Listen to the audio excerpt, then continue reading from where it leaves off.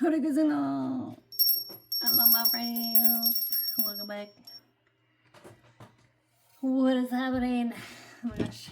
There's my cards. Here we go. Piles everywhere. What's that?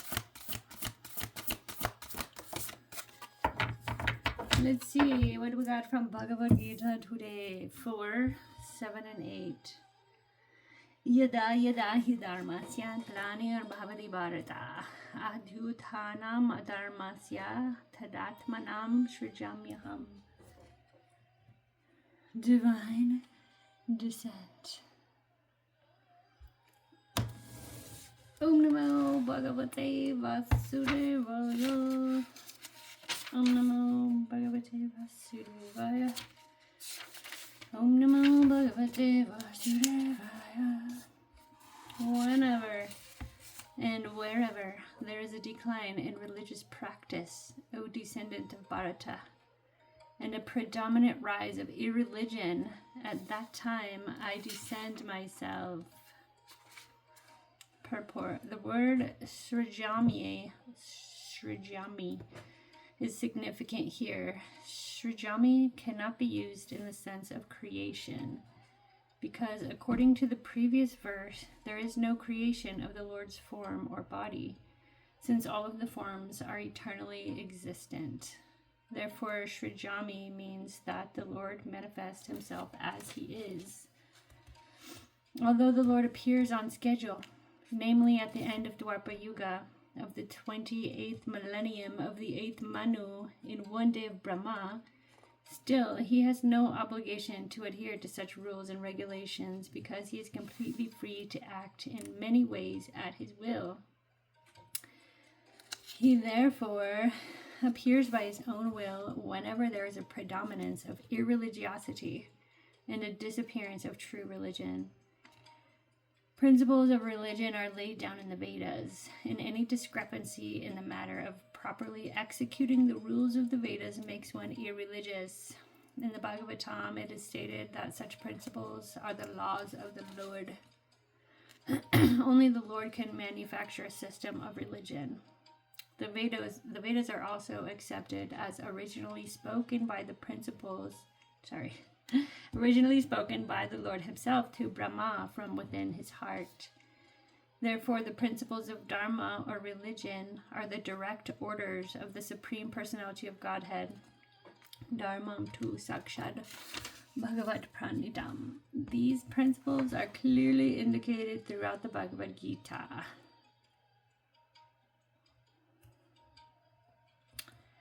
This is quite lengthy. Krishna can advent himself anywhere and everywhere, and whenever he desires to appear. In each and every incarnation, he speaks as much about religion as can be understood by the particular people under their particular circumstances. The mission is the same, to lead people to God consciousness and obedience to the principles of religion. Sometimes he descends personally, and sometimes he sends his bona fide representative in the form of his son or servant, or himself in some disguised form. He's so merciful. He's always coming or sending somebody to help all of us poor misdirected, misguided souls. Lazy, misguided, unfortunate, and overall disturbed. It's Kali Yuga. Those are the conditions. Just kidding.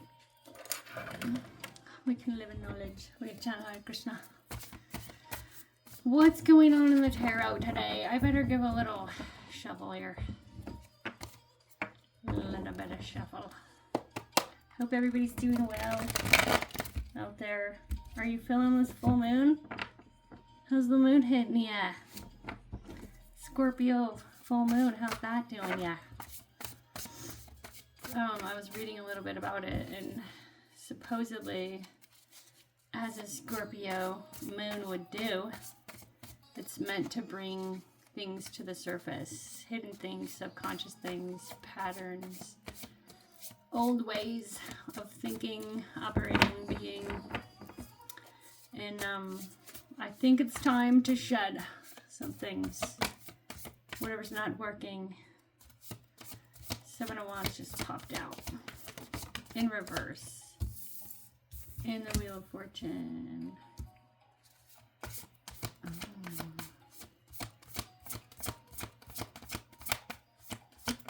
Seven of Wands in reverse is feeling pretty good. Normally, upright, it's being kind of defensive and protective of your energy. In the reverse, it's kind of being secure enough not to have to do that.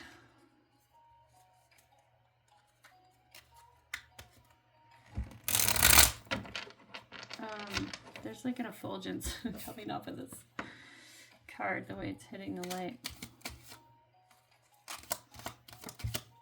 What's clarifying that is the Queen of Cups. It's a very like loving, open heart space. Because of this openness, ideas are coming, insights, passions, like ideas of things to do, I want to say, projects. And it's a really nice feeling. It's very warm and comfortable and creative and loving, I want to say. And the Wheel of Fortune and the Fool, which is a 10 and a 0. This does look very fortunate. A fortunate turn of events. This is karmic. This is about divine timing, happening in divine timing. Something out of your control, probably. It may be a little unsettling. It may be the surprise of it might catch you off guard. But the Fool is here, so it's kind of like you were open. You look like you were open for something, but it's like, oh, I thought I was open. I thought I was asking for something, but then when it came, why is the 9 of Wands here?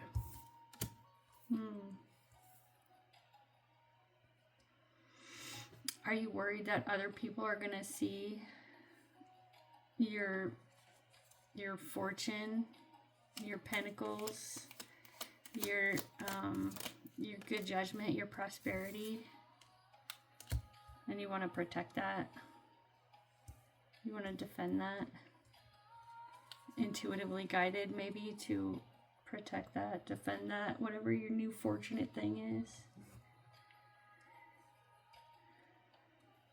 And it could be just as a matter of protecting the idea of it, like it's still new, I'm not ready to share this yet.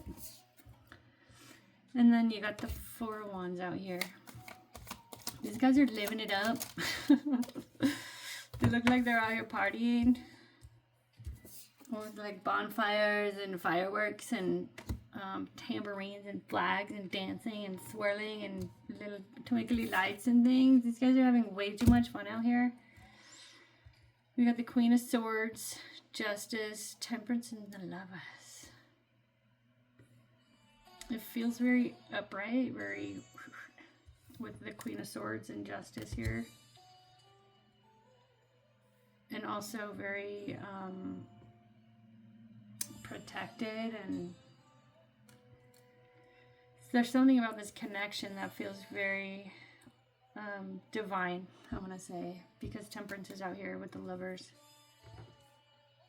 It's protected, it's divine, it's just, it's right, and yeah, maybe that's why people want to celebrate, because it's so good, it's so legit. Maybe that's also the fortune that you feel a little defensive about. It's like, man, you've got a lot going on here. You got a lot of good things going on. Are you worried about losing it? Why are you defensive? The 2 of Swords is the next thing out here. And that is being clarified by the 4 of Pentacles and the 2 of Cups.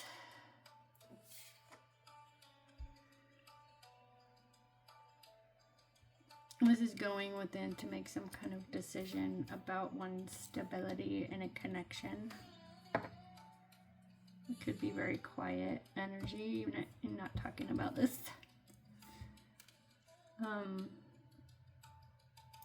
It feels like it's meant to keep everyone stable, everything stable.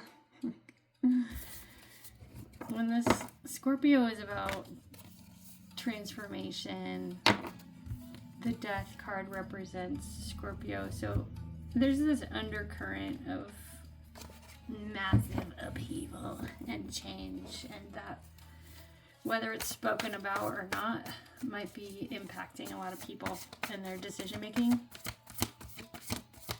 There's the Hermit. You lie every single day. Our advice is the Hermit. And the Two of Cups and the Four of Swords. And the Eight of Pentacles. Work. And the Page of Pentacles on the bottom. Do we get this every day? Nearly.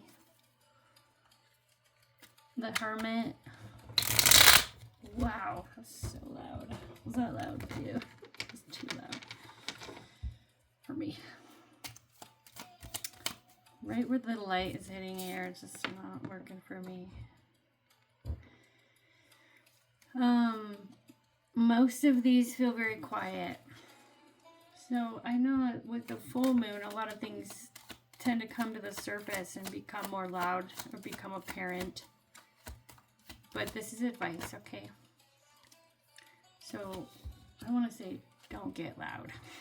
Be quiet.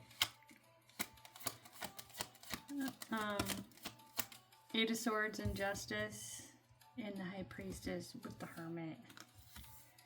Similar message to one that came out before. You're what's expected of you because of what you know, and because of your wisdom and your submission. Because your obedience and your service, it might feel really binding, like you don't have any choice in the matter of things. Like, what about my free will? What about what I want to do? But when you surrender your free will over to the Lord, it's a much higher path. I mean, you got Justice and the High Priestess. It's a much higher path. God's plans are bigger than your plans. They're better. Bigger and better.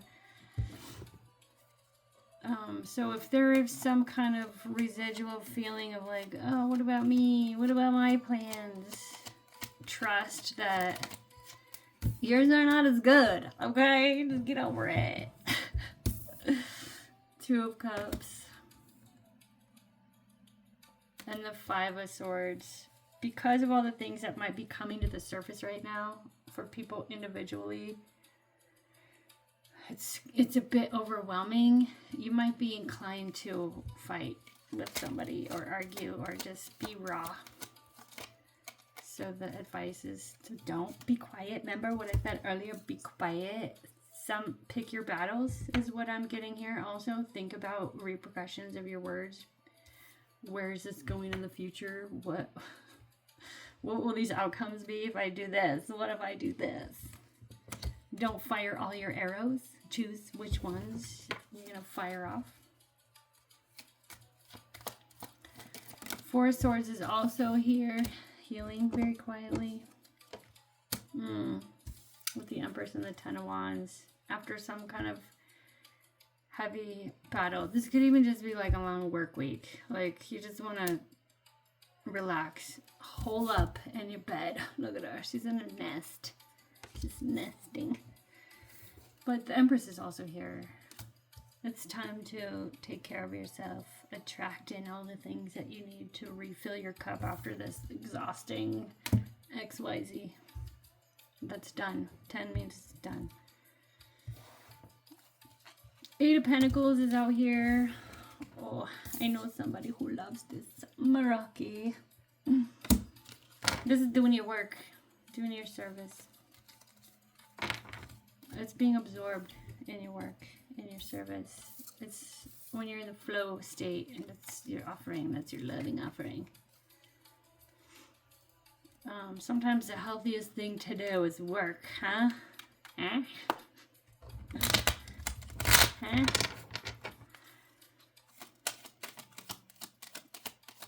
Eight of Pentacles, Three of Pentacles, Ten of Pentacles. It's extra prosperous when done in cooperative collaboration. It's one thing to be able to work on your own and be prosperous and build on your own, but it's another thing to be able to collaborate with others and build with others. That's what the Empress does too. So that's good. Okay, I'm going to do one more Oracle card from the Starseed Oracle deck.